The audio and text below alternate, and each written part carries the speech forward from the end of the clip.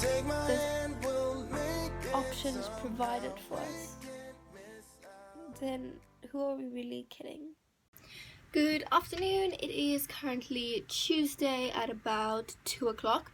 I'm about to head into the agency. I've hair in my mouth. Great. I'm about to head to the agency. I had a later call time, so I was just sat editing and I was Skyping my mom because I missed her so much, so it was really good to talk to her. I also Skyped Taygen for a while, but yeah, it was really relaxed, chilled morning. But I'm heading to the agency now and it's currently raining outside, so wish me luck and I'll see you guys later.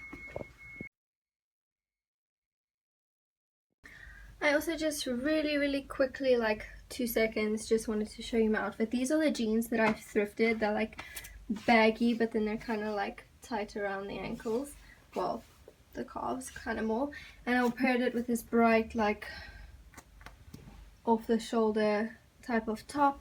I'm just wearing my denim jacket now because it's the only warm jacket I have, but I'll take it off for castings because like denim on denim is a bit much, but it's the only warm jacket I have and it looks a lot better than my like white raincoat. So I don't know if you can hear that construction, but I've been hearing it all morning. Feeling very coordinated with my bag today.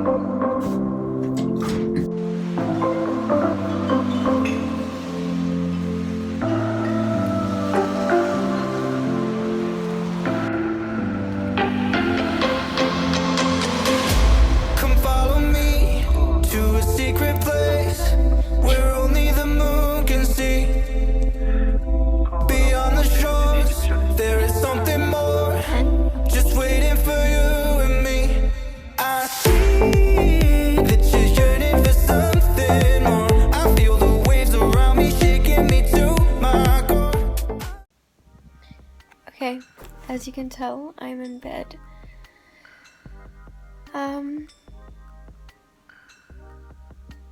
I don't really know where to start, but I know that me and Taygen started this channel to be real and be honest and to share our experiences no matter what.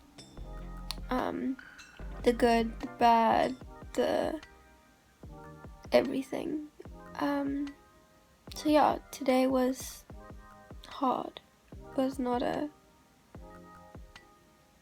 easy day. I was feeling sick for most of the day, and then when I got to the agency, I didn't get the best news.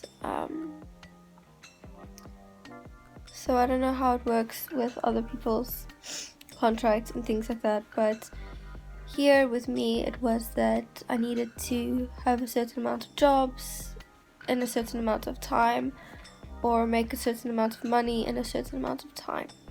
And although I've had a job and although I've been getting positive responses from castings, I haven't landed many jobs yet. It's been 2 weeks, and unfortunately that brought some bad news. It means that due to this, obviously my contract states that if I don't make the money, if I don't get the jobs, then I need to go home. And it's devastating, it's heartbreaking, it's hard. I can choose to stay and be positive and give it my all. Obviously it complicates things, me owing the money and working around certain other situations, but there is that option to stay, and it is a battle with a decision. But I've been sat here, I was crying for a bit because this is my dream. I've dreamt of doing this for the longest time, and I was thinking today, why do I like being a model? And it's not because I like seeing myself in pictures, it's not because I think I'm the most beautiful person in the world, it's not about that at all for me. I love the fashion, I love being in the clothes, and the way the camera moves with you and captures you, and those moments, I don't know how to explain it, but it's like my happiest time when I'm doing the most random poses in front of a camera, and not because I'm the one in the photos. It's really hard for me to explain, but I love it. It's one of my biggest passions, doing this. So it is hard hearing that, you know, clients aren't really picking you at the moment. And I know it's not because I'm any less of a person. I know that I'm happy with my measurements. I am happy in the body that I am, and even my agency was saying that it's not due to any of that. Like, I'm pretty much got the right measurements and everything. It's life. There are bad moments and good moments, and I don't know if I'm gonna stay and then doors open, or if I leave and I miss those opportunities. It's one of those things, I think, those obstacles that God puts in front of us and says, trust me, take that leap of faith, because without it, you know, who knows what you're going to be missing out on. So I'm going to choose to trust in my Heavenly Father, and I'm going to choose to jump in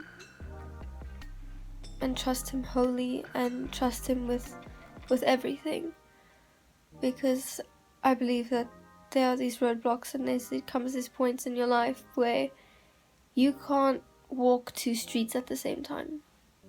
Trying to put it in a simple way, you can't walk this way and that way. You have to make a decision, and with those decisions come so many wonderful experiences. Now I could go home and I could have wonderful experiences back home, or I could choose to stay and I could have the worst experience of my life, or I could have the most amazing experience of my life.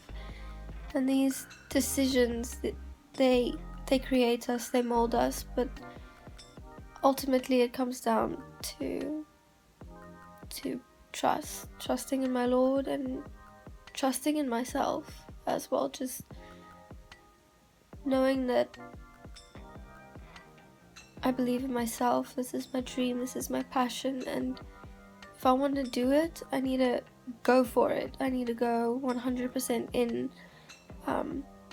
Doesn't help saying you want to be a photographer but you never buy your camera, or you know, like, it's just being a chef, saying that you want to become a chef but you never invest time in practicing to cook, or never buy that first knife, or never go to that first cooking class. You know, there's these pivotal moments and pivotal decisions that we make in our life that kind of alter the way everything's gonna happen. And I just have to have faith that it's all going to work out. And even if it doesn't, we live in a bit of a fallen world, in case you didn't know.